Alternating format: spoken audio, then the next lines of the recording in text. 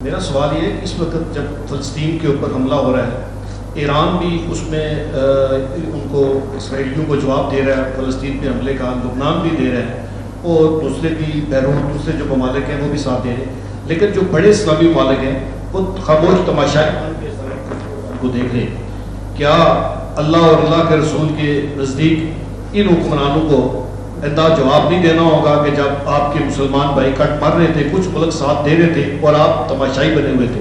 بہت شکریہ۔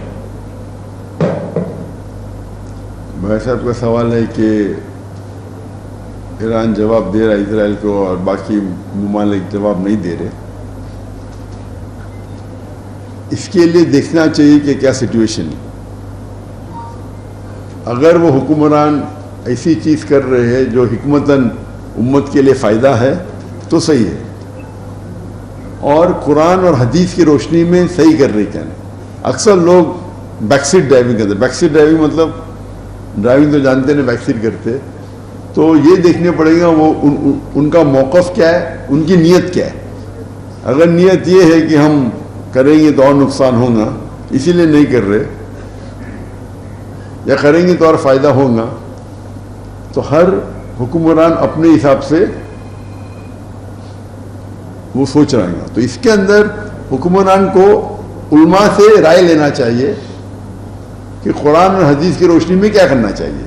تو جب ہم اللہ کے رسول کی سیرت پڑھتے ہیں تو کئی واقعے ایسے آتے ہیں جس کے اندر ہمیں ہدایت ہے قرآن اور حدیث میں کہ کن واقعوں کے ساتھ کیسا برتاؤ کرنا چاہیے۔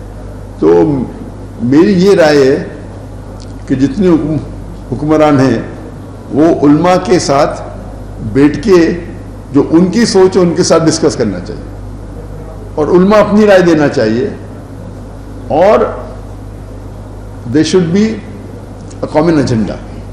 یہاں کیا ہوتا ہے، ہم دیکھ رہے ہیں کہ دیر از نو کنیکشن بٹوین دا علماء اینڈ حکمران۔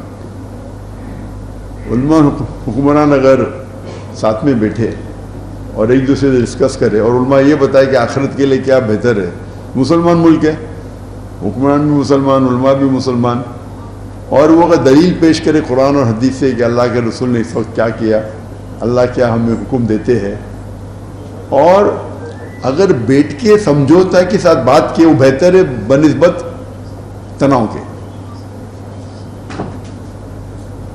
تو ہمیں ہر کوشش کرنا چاہیے کہ علماء ساتھ میں آئیں، حکمران بھی ساتھ میں آئیں، اور پھر کلیکٹیو ڈیسیشن لے۔ افسوس کی بات ہے کہ ابھی جس طریقے سے جو شریعہ میں ہونا چاہیے، ایک لیڈر وہی نے وہ ہوتا تھا، پھر معاملہ آسان ہو جاتا تھا۔